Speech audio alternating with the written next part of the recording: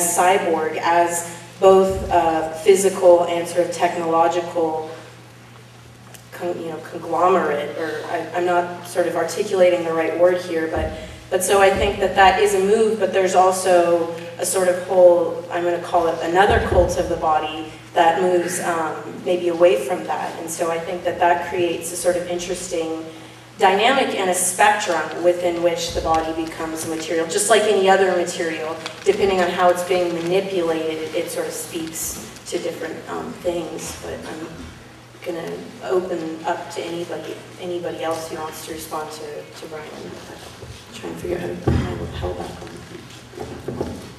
Nobody else wants to take that one? Well, I'm going to go back for a second then, because I, secretly, I'm not going to hold this one back. I really wanted to hear from you on this issue of materials, because one of the things that I'm automatically drawn to your work about is that sort of very physical, we've gotten sort of lost in the body as a material, but I think we can also bring it back to just material, not sort of non-bodily materials as materials. And I was really hoping to sort of get a little sentence from you on that one, maybe. Pass my lapel over. Okay. Well, I did appreciate what was said at the outset by, I'm sorry, I'm new on names, but Cameron? Okay. Particularly about the idea of approaching each individual material essentially as a unique site or a unique body. I think all the language we're using here, we can kind of interchange between animate and inanimate and adapting to those conditions and essentially responding, taking your signals, your cues from that very material.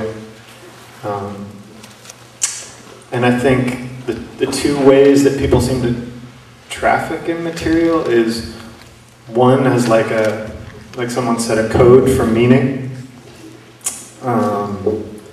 where a given material stands in for an environmental concern, Bryan, like you said, or you get the idea.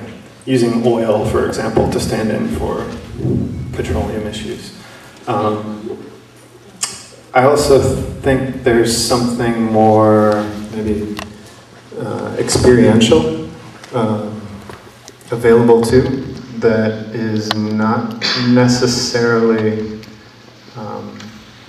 about maybe crafting an ideology or a stance on the code or the political code or social code for a given material.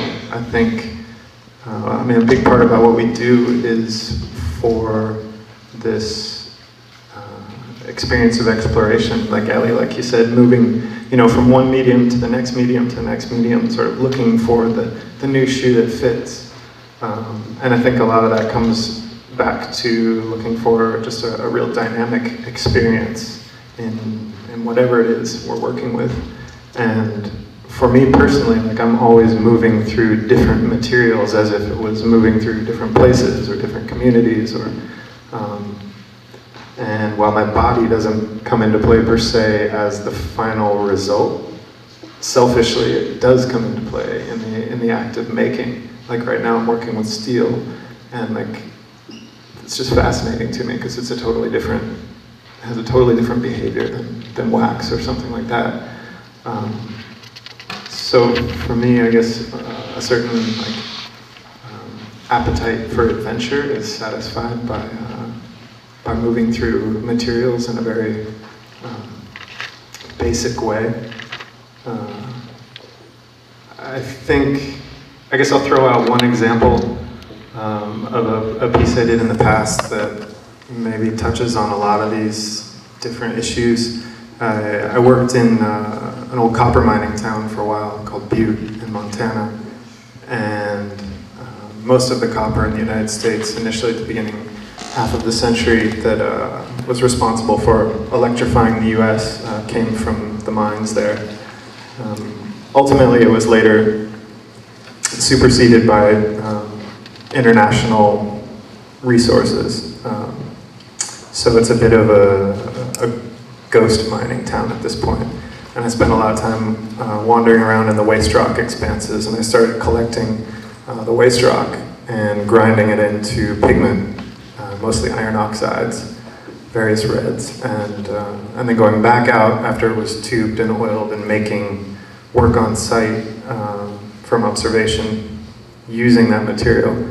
And it wasn't really about adopting like a stance or using the material as like a code for environmental concerns. It was really just about deepening a relationship with a given experience, a given place, a given community, whatever it is, through the material you're actually trafficking in. So, one more time, names again. I'm sorry, next to Bryan.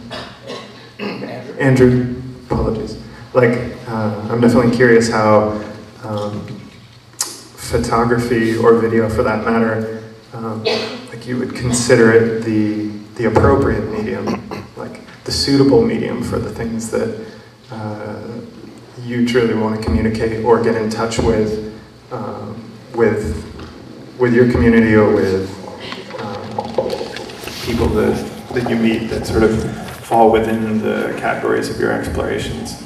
That's a good question. It's actually kind of relevant at the moment. I had made videos in the past because I went to film school, so it seemed where I was, and I was interested in that. And then I picked up a camera, but I am, and this is where the program, the sort of interdisciplinary nature of the program has been very useful, because I've sort of vacillated from photographs, started with film, then digital, but then playing a more performative role where I'm using my own, myself and all the different personas that shift and change and shimmer and alter as the vehicle, representing people I've come across and my own experiences. And then going back to video, and I'm struggling at the moment because some of the things that are coming to mind are more, like I want to make something involving roses and wire, and I'm like, oh my god, this is not photography. I feel like a sort of a rebel of some kind. It's like, it's just like fixing in my head. I've never worked with anything, tactile or with my hands, but so it's a good question. I'm not sure whether photography is the only way I can sort of deal with the issues that I'm interested in. But I'm sort of looking forward to sort of shifting and moving, between mediums and see where it ends. I mean, there could be hybrids, it could be combinations, installations of one kind or another. We'll see.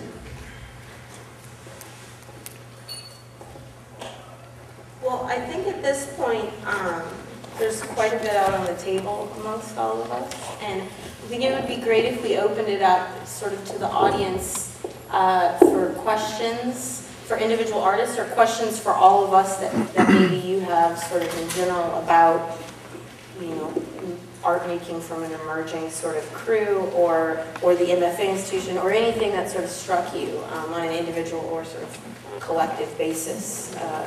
So I'm going to open it up and see if anybody.